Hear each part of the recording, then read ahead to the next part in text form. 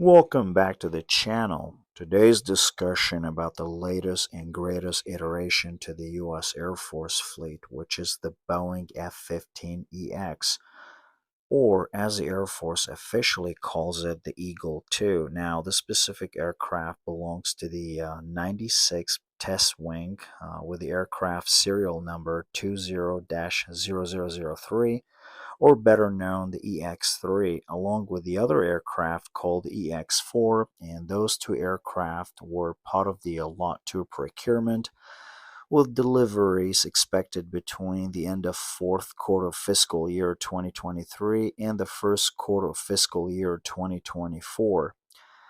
Records indicate that the EX-3 was the first F-15EX built in the final operational configuration, basically distinguishing it from the initial test aircraft, which was the EX-1 and the EX-2. As we move forward, this specific aircraft touched down at Eglin Air Force Base, Florida on December 20th, 2023, also designated as the EX-3, and this was supposedly the third aircraft delivered to the United States Air Force. So this aircraft recently completed the integrated test and evaluation phase 1, predominantly toward full operational capability, during which the F-15EX participated in 19 large force exercise events where it integrated with fifth-generation aircraft successfully to share data and acts as a force multiplier, recorded the heaviest air-to-air missile employment, and validated the first F-15EX employment of the longest non-nuclear air-to-ground munition release in the inventory. So, this is the fourth generation plus powerhouse that Boeing claims brings unmatched speed, range, and payload to the table. Also, the Air Force officials designated the F-15EX as a missile truck. It's pretty obvious this bird can carry insanely large payloads of air-to-air missiles. So, let's jump right in. Alright, today we're looking at this new bird on the block, the F-15EX or Eagle II. Now, wait a minute. I think this aircraft deserves a tougher title, something like the bomb truck. Well, perhaps this name would be a little more badass, but that's just one voice here. In any event, the F-15EX has drawn a lot of attention in recent years. Also, we're diving into why the Air Force picked this airframe, with it being over a half a century old and designed by the McDonnell Douglas company, which doesn't even exist anymore, and what's behind the massive upgrades and strategies and why it's dominating the headlines. This new airframe is widely considered a game changer for future operations. Also, there is a lot of buzz around that this bird will replace the F-35. Well, I think that's false. We're also debunked the myth that this bird is an F-35 replacement. So right off the bat, this is something it never has been. So the F-15EX is actually designed to complement the existing fleet of fifth generation fighters. So coming back to the debunking side, so the F-35 is stepping into a limited number of the F-15 roles, particularly the C and the D models, as a part of the broader long-term shift toward the fifth generation force, but it is not the sole replacement for them. With that stated, the United States Air Force is pursuing a mixed fleet strategy. However, the new F-15EX is being built to complement the fifth-gen fleets and not to replace the F-35. So the F-15EX acts as a specialized, non-stealthy partner for heavy weapons capacity and lower acquisition costs by leveraging existing infrastructure, while the F-35 platform handles stealth missions, and that's about it. And if someone tells you that the F-15EX is going to replace the F-35 or other fifth generation fighters, that sounds like a bit of, shall we say, non-official rumor. So first, let's dive into the origin story of the F-15EX from concept to combat ready, and let's see how this modern icon was born. So this might sound strange to some of you. So the F-15EX was directly derived from the Advanced Eagle family, primarily the F-15SA or Saudi Advanced Fighter.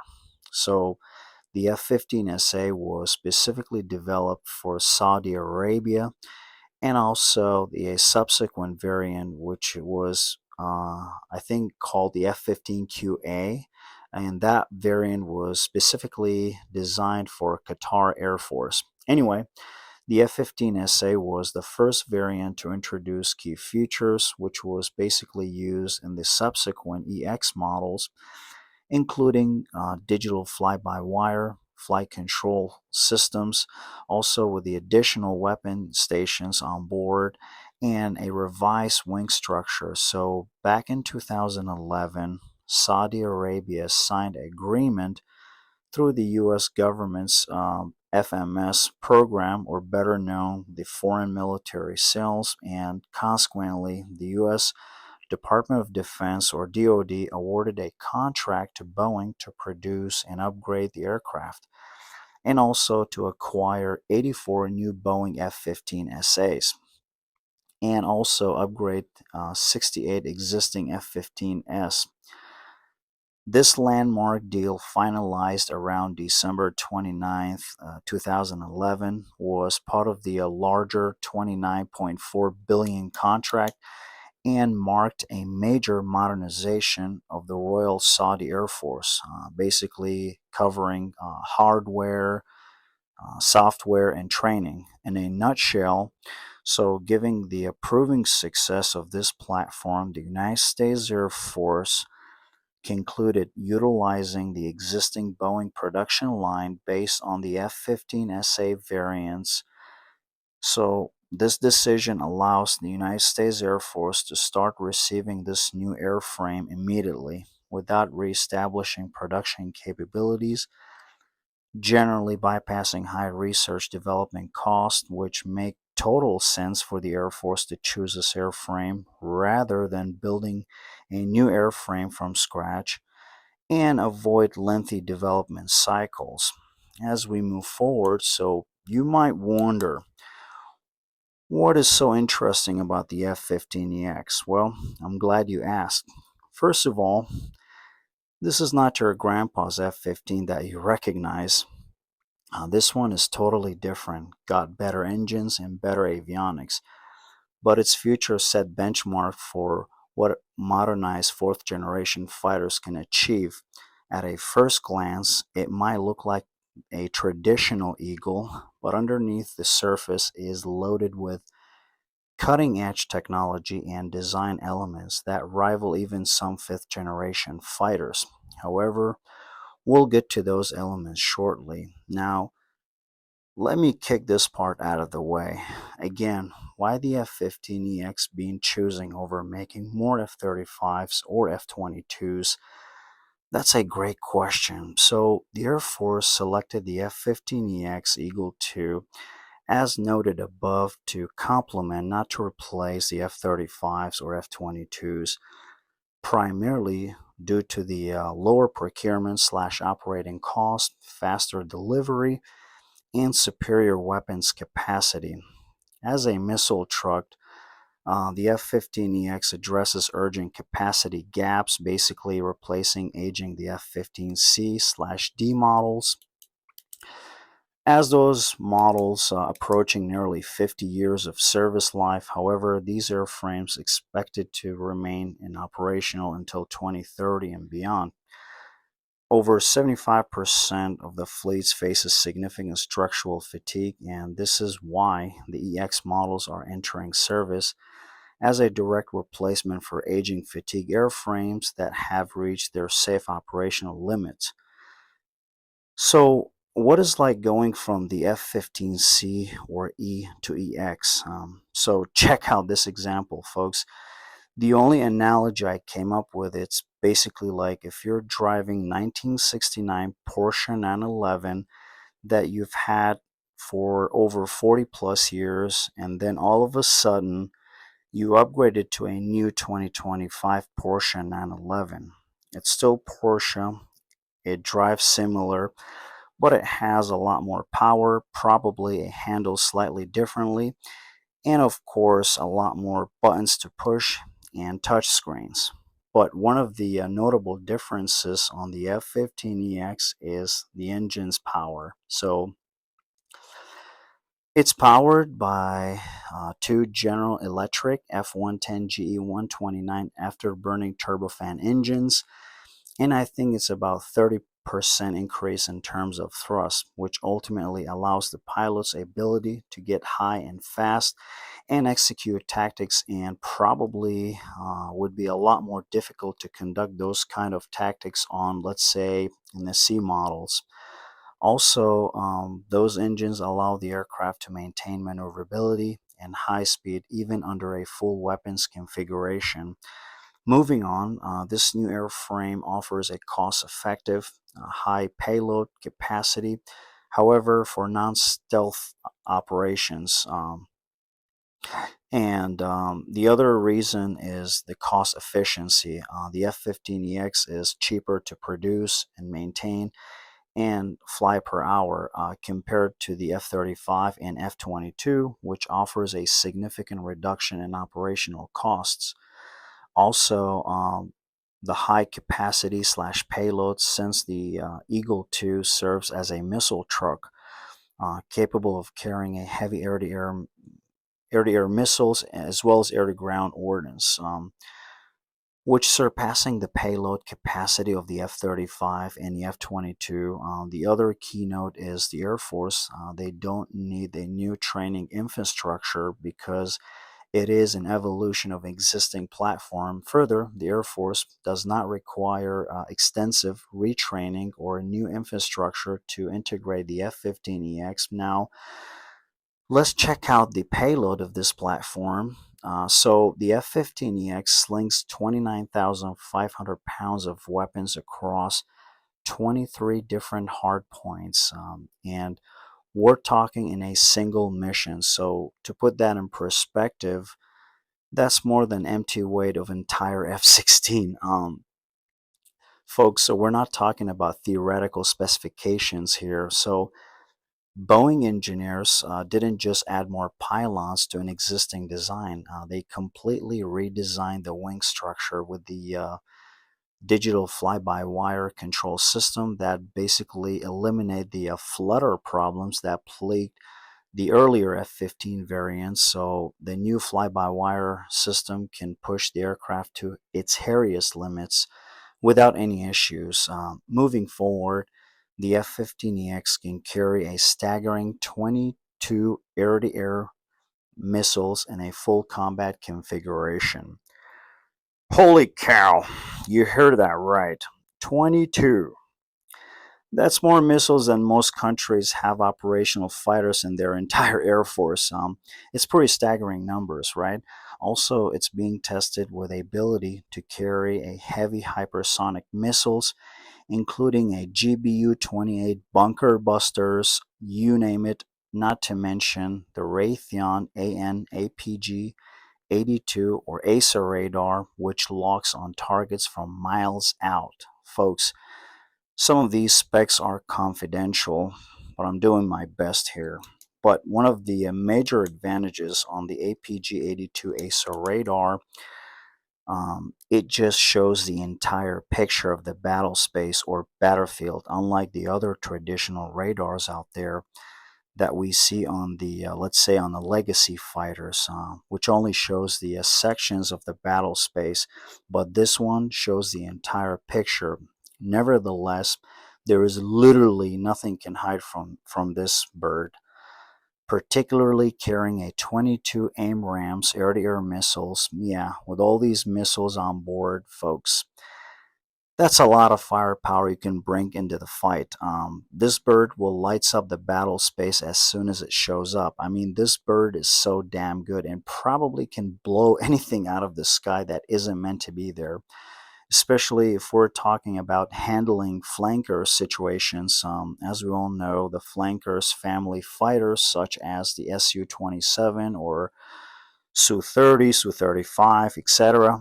These fighters are designed to carry a large number of air-to-air missiles. With that stated, so the F-15EX would be a good remedy to counter that problem. So this brings me to the other chapter. So let's make some comparisons here, shall we? So the F-35 Lightning II, as we all know, it's a stealthy and nearly invisible to the enemy radars, and it can detect multiple enemy aircraft at extreme range alone. And the F-35 might carry, let's say, 6 missiles internally, of course, to maintain stealth requirements. But if we pair it with an F-15EX flying behind it, loaded with 22 AIM-RAMs, here's where dynamic changes. So at this point, the F-35, become the scout or the sensor platform, so to speak. So primarily, Alpha take lead, scout ahead of Bravo, locate the target, Bravo find the targets and share the data. Then the EX or Bravo can launch its ordnance at those targets from a safe distance. Excuse my aviation language, folks. I forgot. I thought I was in a cockpit. I'm just kidding. Anyway, since the F-15EX is designed with advanced open architecture systems, basically can share data with any fifth generation platforms, and ultimately the Eagle 2 becomes the arsenal ship of the sky, or the weapons carrier, I should say. Also, the cockpit of the F-15EX is another game changer. It comes with modern, large digital displays, advanced avionics, and intuitive controls that simplify the task, which would be otherwise overwhelming to handle, especially with the amount of data projected to the pilot. So, we have the pilot and the weapons system officer, or the WISO, so they could easily manage the combat scenarios and basically other electronic warfare systems. All the F-15EX are built with a two-seat configuration, so there is no single-seat F-15EX. Anywho, this brings me to my final point. The F-15EX is true air power. The F-15, born from a fit of panic over Soviet MiG-25s, the Foxbats, which probably this is going to be our next topic, but no promises yet. Anyway, during the Cold War, the F-15 Eagle was designed with one philosophy: not a pound for air to ground. This aircraft was built to dominate the skies. The F-15 is truly one of the greatest fighters ever built, and this aircraft is the backbone of the United States Air Force. And definitely, I'm a huge fan of the F-15 Eagles. I've always been partial to this aircraft, from the C models to E models, then the new EX, which I'm really obsessed with. The F-15 has never lost a dogfight, 104 kills, 0 losses, and probably the F-15EX looks to set to continue that legacy. So in conclusion, I think the F-15EX probably fills all requirements beautifully, more bang for a buck than anything currently available. So we'll leave that tangent. Now, the fun part is the model itself.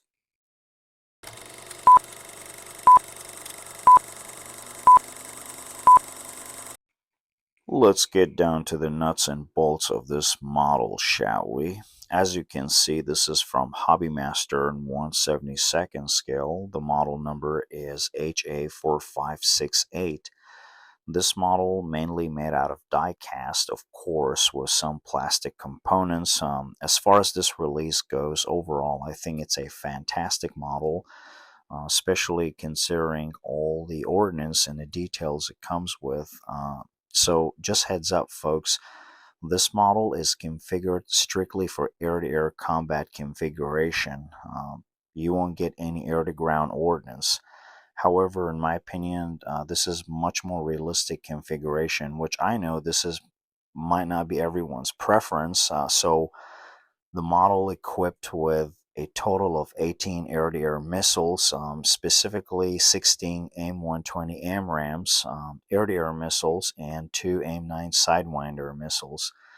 This bird is loaded big time. So I think this configuration basically represents of the F-15EX with a serial number 003 as operated by the 96 test wing at Eglin Air Force Base in December 2023. Anyway, you'll get 3 external drop tanks. You can configure the model with a center belly tank or display it fully loaded with 16 missiles on board. Or you have another option. You can showcase all 3 fuel tanks under each pylon, under the wing, and one in the center line. Basically, you can configure the model with only 11 AIM-RAMs plus 2 AIM-9 Sidewinders. Next, the latest F-15's iterations from Hobbymaster generally come with the removable air intakes, which offering a versatile, customizable setup rather than a fixed generic position. And those ramps can be positioned to simulate different flight regimes. And in terms of installation, they might look a little finicky to install, but once you know the trick, they become a quick swaps. But honestly, nothing compared to the quality control issues and poor accessories alignment that we see from other brands like Caliber, particularly JC Wings. Excuse me, um, I don't mean to cause offense here, and I hope JC fans understand what I was coming from. Anyway, the speed brake is deployable, and you'll get another separate piece in the box. Thankfully, the majority of the components fit perfectly. However, I wanted to bring a minor flaw to your attention here was the front landing gear. It wouldn't sit flush, so I had to sand down the plastic piece to make it fit properly, and that's all. But overall, thumbs up to Hobbymaster for having gotten the tolerances right. As we all know, Hobbymaster aimed for the highest standards, but it's fair to say there are occasional minor flaws, particularly around the engine nozzle design. Anyway, it's a beautiful piece, and I really hope I managed to capture all the details in the intro footage. And I'm glad that Hobbymaster nailed the paint scheme. It looks incredibly authentic, absolutely true to the original article. Hobbymaster nailed it. Also, the squadron's insignia and the serial numbers are perfectly right on point. As of most of you aware, I'm a stickler for accuracy when it comes to the F-15 nozzles. So, because this bird features a unique nozzle setup on the new GE engines, I imagine it's called the variable geometry conversion diversion, or turkey feathers, I should say. Excuse me, folks. Looks like I'm overcomplicating things here. Anyway, it was much easier for Hobbymaster to nail the accuracy, basically less stuff to screw up, right? However, the interior is a bit lacking, but honestly, no biggie. I can tolerate this flaw for a while. I think I'll do myself a favor and treat it with some interior touch-ups to make it look more realistic. So overall, the interior is not up to par, at least to me. So longtime subscribers will likely remember my previous detailed videos of the nozzles replacement because it was just frustrating for me since they really don't do justice to the rest of the model. Now, don't get me wrong, folks, Hobbymaster F-15s are great, but the engine nozzles just distract my eye. As a result, I've decided to do a comprehensive project to replace them all. Glad to announce that my projects came to fruition and I succeeded. In any event, I highly recommend picking up this guy, folks. These F-15EX, they're just flying off the shelves and selling out everywhere. And based on the current market demands, I would say don't delay. I've already checked on a few vendors and looks like they're sold out from most vendors, which is crazy to me because it's fairly new release and they're selling out like a hotcake. A friend of mine who collect models, he ordered 10 of them in one shot. Oh boy, that's absolutely wild. And I still remember when they released a similar version a few years back. So because I waited too long and completely missed the boat on the first release, the first batch they sold out almost instantly. So lessons learned, I would not wait longer. According to my expectations, eventually this release will vanish from the market. So before I wrap things up, I've got one last thing to say here. What do you all think about the F-15EX? I'm genuinely curious. How many of you are fans of this modern missile truck? Let me know your thoughts in the comments because in my book, this bird definitely occupies a very important place in the future of air superiority. All right, folks, that's all for today's video. Hoping you guys enjoyed this episode, and I hope you guys enjoyed these tarmac designs that I created myself. These videos represents hours of work and dedication. And with that, thank you for spending time with me today. If you like my content, definitely consider subscribing. It's a free for you, but a huge support for me.